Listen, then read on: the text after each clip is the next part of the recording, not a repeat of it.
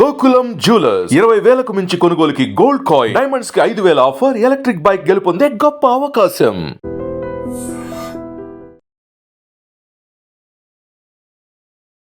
భారత్ పాకిస్తాన్ మధ్య ఒక యుద్ధ వాతావరణం నడుస్తున్న టైంలోనే ఇప్పుడు ఎవరైతే గవర్నమెంట్ కి సంబంధించిన ఉద్యోగస్తుల లీవ్స్ నే పూర్తిగా క్యాన్సిల్ చేసినటువంటి పరిస్థితి. అట్లాంటిది ఆర్మీ అట్లాగే మన రక్షణ వ్యవస్థలో ఉన్నటువంటి అందరి లీవ్స్ ని కూడా క్యాన్సిల్ చేసిన పరిస్థితి. ఇమీడియట్ గా రిపోర్ట్ చేయాల్సిందే అని ఆదేశాలు అందిన పరిస్థితి కనిపిస్తోంది. రకరకాల అవసరాల కోసం వాళ్ళ సొంత ఊరికి లీవ్ పెట్టి వెళ్లే వాళ్ళు చాలా మంది జవాన్లు ఉంటారు. అందులో భాగంగానే చాలా మంది జవాన్లు వాళ్ళ సొంత ఊళ్ళకు వెళ్ళి 10 రోజులు 15 రోజులు లేకపోతే నెల రోజులు ఇట్లా వాళ్లకు దొరికినటువంటి లీవ్ ని సద్వినియోగం చేసుకుంటూ వాళ్ళ పర్సనల్ పనులు ఏమైనా ఉన్నా వాటిని చేసుకొని వస్తూ ఉన్న సిచ్యువేషన్ ని మనం చూస్తూ ఉంటాం. అట్లాంటిదే ఇప్పుడు ఈ స్టోరీ కూడా, నేను చెప్పబోయే స్టోరీ కూడా అలాంటిదే అనుకోవచ్చు. ఎందుకంటే అతనికి మ్యారేజ్ అయింది జస్ట్ ఒక 3-4 రోజుల క్రిందటనే మ్యారేజ్ అయిన పరిస్థితి. ఈ జవాన్ పేరు వచ్చేసి మహారాష్ట్రకు చెందినటువంటి మనోజ్ పాటిల్. ఆయన ఇండియన్ ఆర్మీలో పనిచేస్తూ ఉన్నారు. అయితే పెళ్లి కుదిరింది, ఆ తర్వాత డేట్ కూడా ఫిక్స్ అయిన తర్వాత ఆయన తన సొంత ఊరికి వెళ్ళి మ్యారేజ్ చేసుకున్నాడు. జస్ట్ 3 days అయింది. అంటే ఆయనకు ఏ రోజు అయింది? 5న మ్యారేజ్ అయింది. అండ్ 7వ తారీఖున మనకు తెలుసు ఆపరేషన్ సింధూర్ మనం ఇక్కడ ఇంప్లిమెంట్ చేసిన పరిస్థితి. సో మ్యారేజ్ అయిన జస్ట్ 3వ రోజే పూర్తిగా జవాన్లకు సంబంధించిన లీవ్స్ అన్నిటినీ క్యాన్సిల్ చేసి ఇమ్మీడియట్ గా రిపోర్ట్ చేయాల్సిందే అని అధికారులు ఆదేశించిన పరిస్థితి. సో అందరు జవాన్లకు కూడా ఇదే వర్తిస్తుంది. అందులో భాగంగానే నేను ఇప్పుడు చెప్పినటువంటి మనోజ్ పాటిల్ పరిస్థితి కూడా అది. 3వ రోజే జస్ట్ 3 days కూడా అయింది. అంటే జనరల్లీ మ్యారేజ్ తంతు అనేది కూడా కనీసం ఒక వారం నుంచి 10 రోజుల పాటు కొనసాగుతుంది.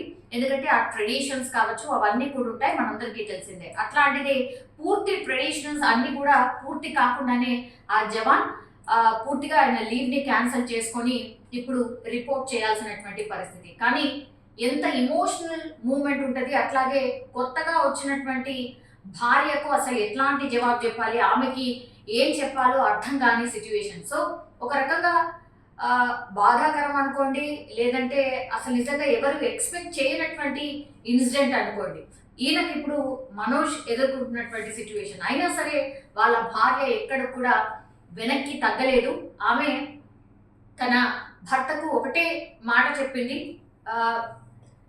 ఎట్లయితే మొన్న పహల్గామ్ దాడిలో కేవలం 6 రోజుల క్రితం మ్యారేజ్ చేసుకున్నటువంటి కపుల్ వాళ్ళు హనీమూన్ కోసమని ఎట్లయితే పహల్గామ్ వచ్చిండ్రో అక్కడ భర్తను చంపేసిన తర్వాత భార్య సిచ్యువేషన్ ఏంటో తన కళ్ళారా కూడా చూసింది.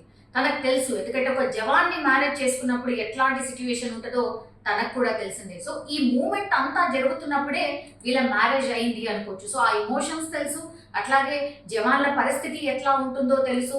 ఇవన్నీ తెలుసు కాబట్టే చాలా ధైర్యంగా మనోజ్ వైఫ్ కూడా ఒకటే చెప్పింది, మీరు వెళ్ళిరండి, ఎస్ మీ సింధూరం నేను వీర తిలకం నేనే దిద్దుతాను, దేశ రక్షణకే మీరు అంకితమై ఉండాలి, అట్లాగే దేశ రక్షణే మాకు ముఖ్యం, అందుకోసం నా సింధూరాన్ని బార్డర్కు పంపుతున్నా అంటూ డైరెక్ట్గా ఆమెనే తన భర్తతో చెప్పినటువంటి పరిస్థితి. అట్లాగే జై హింద్ అంటూ నినదించినటువంటి situation. So very very emotional moment.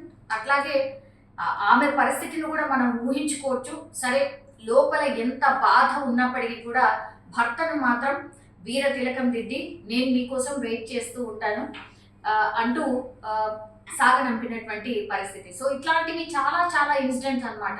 కొన్ని అయితే సోషల్ మీడియాలో ఎంత వైరల్గా మారిపోయినాయి అంటే చాలా మంది తమ పర్సనల్ అవసరాల కోసం ఎప్పుడైతే వాళ్ళు వెళ్ళిండ్రో వాళ్ళ లీవ్స్ అన్ని క్యాన్సిల్ చేసుకున్నారు. వాళ్ళ అమ్మలు కావచ్చు, అక్క చెల్లెళ్ళు కావచ్చు, ట్రైన్ దగ్గర వస్తూ బస్ దగ్గర వస్తూ ఎట్లా ఏడుస్తున్నారు. అట్లాగే వీర తిలకం దిద్ది పూలమాలలు వేసి పాకిస్తాన్ కి బుద్ధి చెప్పిరా, పాకిస్తాన్ పూర్తిగా మట్టు పెట్టాల్సిందే, వాళ్ళకు ఒక లెసన్ నేర్పించాల్సిందే అంటూ వీర తిలకం దిద్దుతూనే ఇంకోవైపు ఇమోషనల్ గా ఏడుస్తూ క్షేమంగా తిరిగిరా బిడ్డ అని, క్షేమంగా తిరిగిరా అన్న, క్షేమంగా తిరిగిరా తమ్ముడా అంటూ కూడా సాగనంపుతున్న పరిస్థితి అయితే కనిపిస్తోంది. तुमच्या घरी सत्यनारायण होता पण मात्र ते ड्युटी जॉईन करता आहे तुमचे पती. मला खूप अभिमान आहे. माझे मिस्टर बॉर्डरवर चालले. आज आमचं सत्यनारायणची पूजा होती तरी मी त्यांना सपोर्ट करते. जावं असं. देशाचं संरक्षण महत्त्वाचं वाटतंय तुम्हाला? हो, దేశాसाठी जावं असं.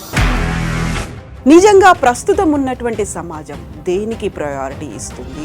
ఆర్థిక సంబంధాల చుట్టూ మాత్రమే తిరుగుతోంది. మళ్ళీ ఎన్నికలంగానే చాలా విరక్తి కలుగుతాం. మంచి అనిపిస్తుంది కదా, లేడీస్ కూడా ఛాలెంజింగ్ జాబ్స్ చేసినప్పుడు చాలా బాగుంటది. ట్రాఫిక్ అసిస్టెంట్స్ గా నియమించిన ట్రాన్స్జెండర్స్ అందరితో సాల్యూట్ చేయించుకుంటున్నారు. ఫుడ్ డెలివరీ ఇవ్వటానికి వెళ్ళినటువంటి డెలివరీ బాయ్ అనిల్ పై కళ్ళ ముందు